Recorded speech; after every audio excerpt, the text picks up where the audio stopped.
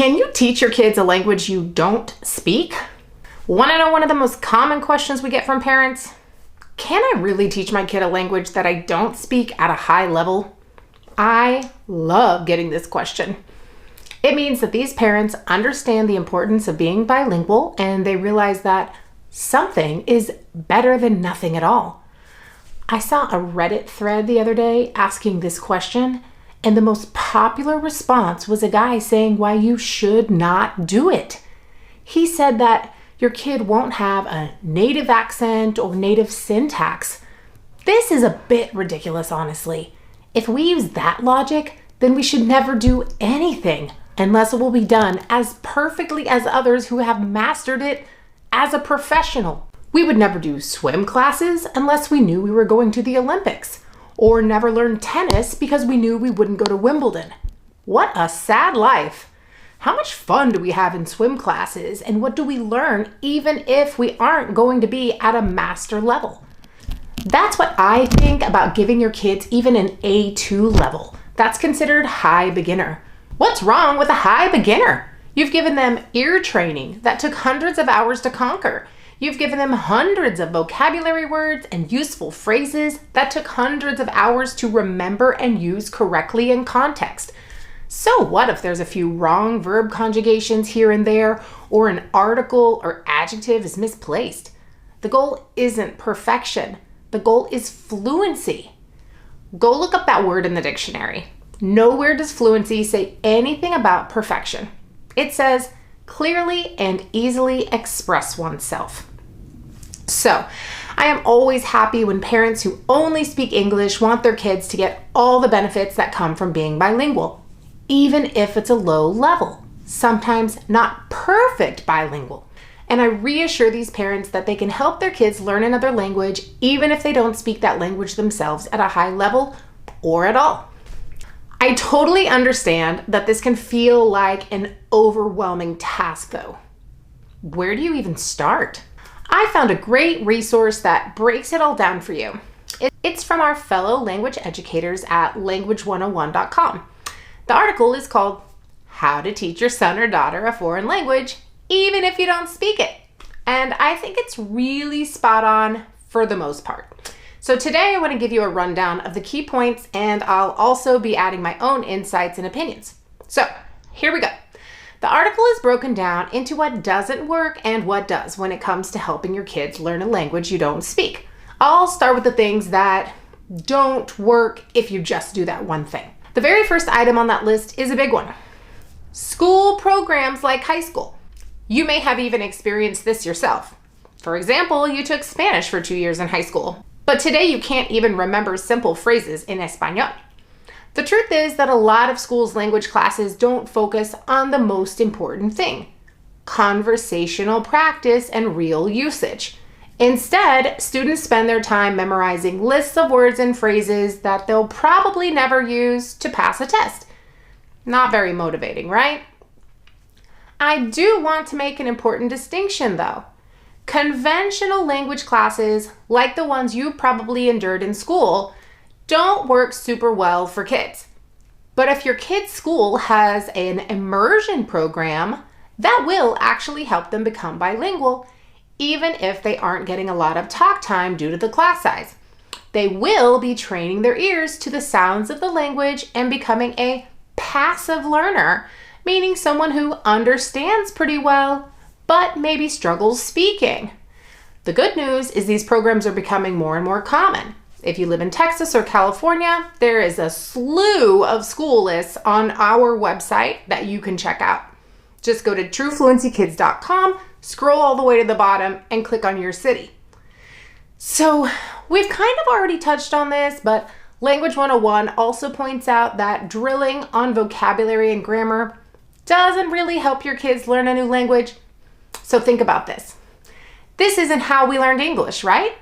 Instead, they listened to the people around them speaking English and started talking back. That's how people truly become fluent in a second language. Your kids can build their vocabulary and hone their grammar skills after they can converse a little bit in their second language and understand when someone is speaking to them. just like they do when they go to school in English later. The article author also points out that your kids won't learn a new language from just doing it once a week with a tutor or an app, or even just a one-time week-long trip to a country that uses that language.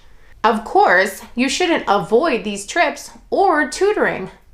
They can be part of your language learning strategy as a whole, but they can't be the only thing. The most important is you have to be insanely consistent over many years if you really want to see progress.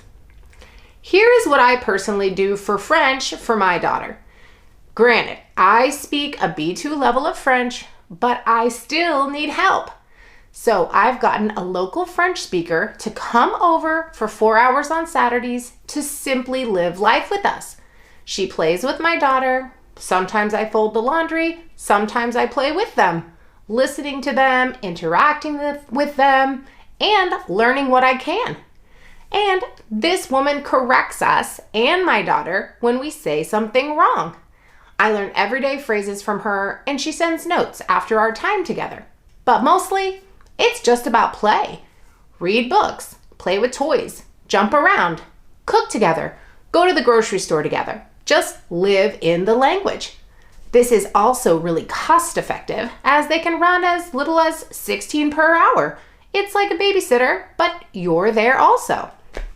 Of course, you can also get a weekly tutor, but really, try to make it like a conversation buddy, depending on the age. What your kids do during this time and how it's done really depends on the kids' ages. If they're under 6, they can usually just play and not think too much about language. Over 6, you might want to incorporate more specific games to keep their attention. Tutors cost more, typically because they're skilled in academic subjects. But honestly, you don't need this until later on. You're not trying to get a PhD in Spanish, just trying to speak it.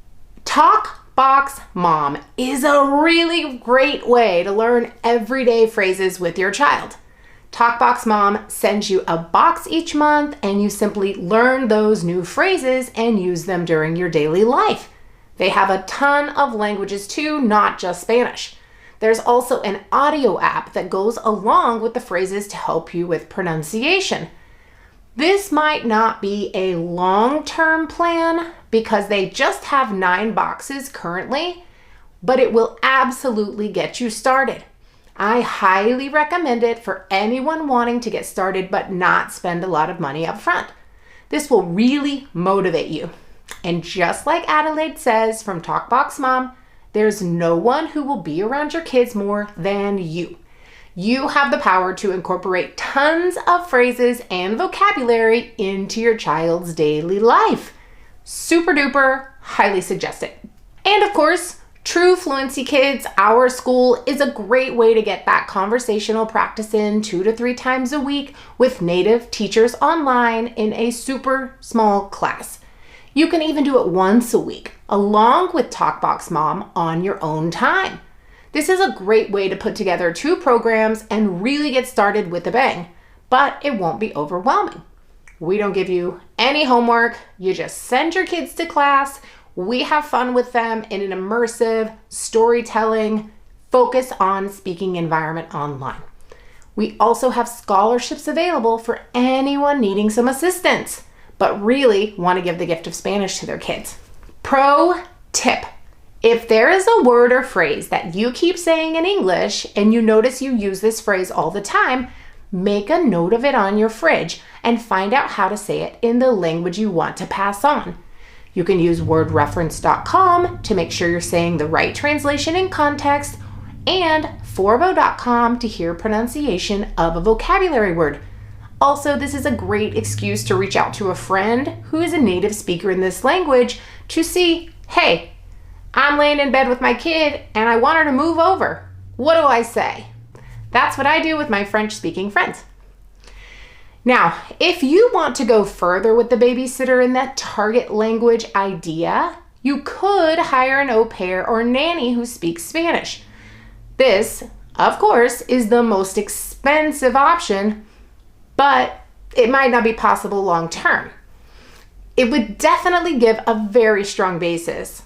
So I highly suggest immersion weekly with consistency over many years, over just 1 year of intense immersion. We have a pretty comprehensive article about this on our website.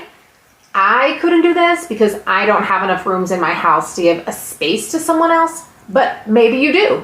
I have friends who have had great success with this. Next, you could look for other ways to get your kids around people who speak Spanish. The language101.com article suggests switching to a Spanish-speaking church. Not really realistic, right? Or joining local organizations for Spanish speakers. More realistic.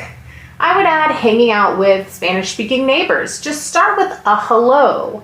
How are you? Where are you from? And especially going to Spanish-speaking story time at your library. Unfortunately, many of them are during the week, during the times that parents work. So you might have to drive to find some weekend ones. And of course, attending events or festivals where Spanish will be spoken. Just get it around you as much as you can. Real life conversations in the target language are most important, of course. But I agree with the article author that media in the target language can really accelerate language learning. We're talking books, TV shows, music, movies, YouTube videos. So with books specifically, if you are a non-native speaker or learning yourself, you have a script if you're reading a book.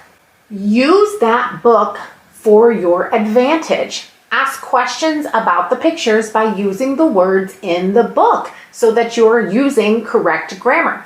The book has correct grammar, so use it. And if your child is learning Spanish, we have some suggestions on our website for shows, songs, books, and other Spanish language media. Just go to our homepage and click on blog. You'll also find ideas for games and activities as well as conversational Spanish you can use with your kids. And of course, while you're on our site, check out how our Spanish classes work at TRUFLUENCY Kids. Everything's online, live instructors, and whatever schedule you want. We have classes for 4 years old up to 17 and from complete beginners to intermediate dual language bilingual household levels.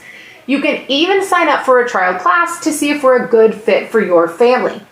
If you have any questions, fill out the contact form on our website and we'll give you a response. We'd love to help your kids progress in Spanish. Here's to fluency.